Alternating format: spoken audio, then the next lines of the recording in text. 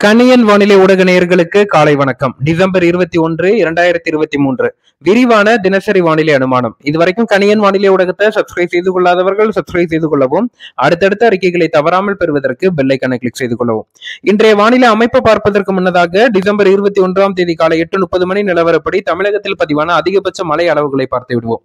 தமிழகத்தில் அதிகபட்சமாக நாகை மாவட்டம் வேளாங்கண்ணியில் 9 சென்டிமீட்டர் மழையும், திருக்கோலையில் 7 சென்டிமீட்டர் மழையும், தலைஞாயிறு பகுதியில் 5 சென்டிமீட்டர் மழையும், திருப்பூண்டி, மயிலாடுதுறை போன்ற பகுதிகளில் 4 சென்டிமீட்டர் மழையும், கோடியக்கரை, நாகப்பட்டினம், மன்னார்குடி, திருவாரூர், திருத்துறைப்பூண்டி போன்ற பகுதிகளில் 3 சென்டிமீட்டர் மழையும் பதிவாயிருக்கு.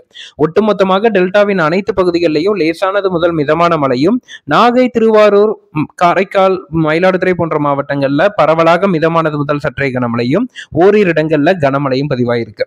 தற்போது வானிலை அமைப்பு பொறுத்த வரைக்கும் அந்த ஈரப்பதம் மிகுந்த கீழ்திசை காற்றின் காரணமாக தமிழகத்தின் டெல்டா மாவட்டங்களான மயிலாடுதுறை, காரைக்கால், நாகப்பட்டினம், திருவாரூர் உள்ளிட்ட மாவட்டங்கள்ல இன்று மாலை 4 மணி வரைக்கும் விட்டு விட்டு மழைப்பொழிவு நீடிக்கும். விட்டு விட்டு மிதமானது முதல் சற்றே கனமழையும்.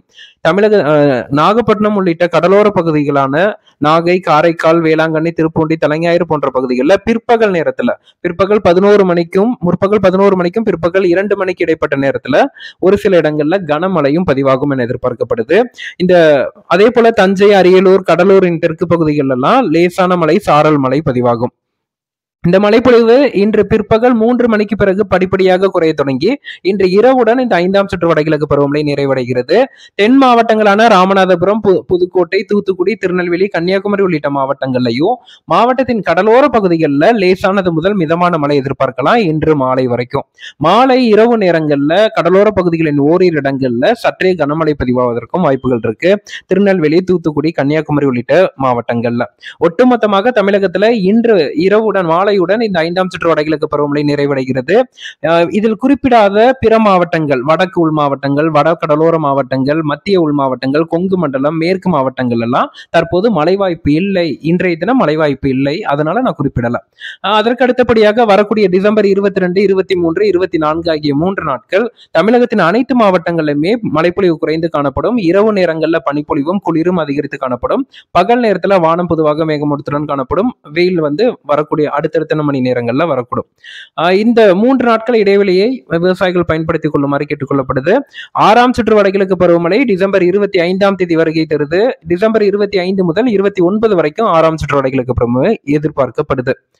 6ஆம் சுற்று வடகிழக்கு பருவமழை மற்றும் ஜனவரி முதல் வாரம் வரைக்கும் வடகிழக்கு பருவமழை நீடிக்குமா, எவ்வாறு மழைப்பொழிவு இருக்கும், மீண்டும் தீவிரமடையுமா என்பது குறித்தெல்லாம் விரிவான அறிக்கை நேற்று மாலை வெளியிடப்பட்டுள்ளது.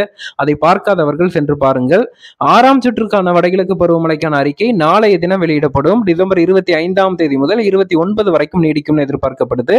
அதற்கு அடுத்து டிசம்பர் 28 முதல் ஜனவரி 5க்கு இடைப்பட்ட நாட்கள் சற்று நம்ம அந்த நாட்களை கவனிக்க வேண்டிய நாட்களாக அமையும் என்பதும் எதிர்பார்க்கப்படுது. இது குறித்தான அறிக்கைகள்லாம் வரக்கூடிய நாட்கள்ல தெளிவாக வெளியிடப்படும். நன்றி.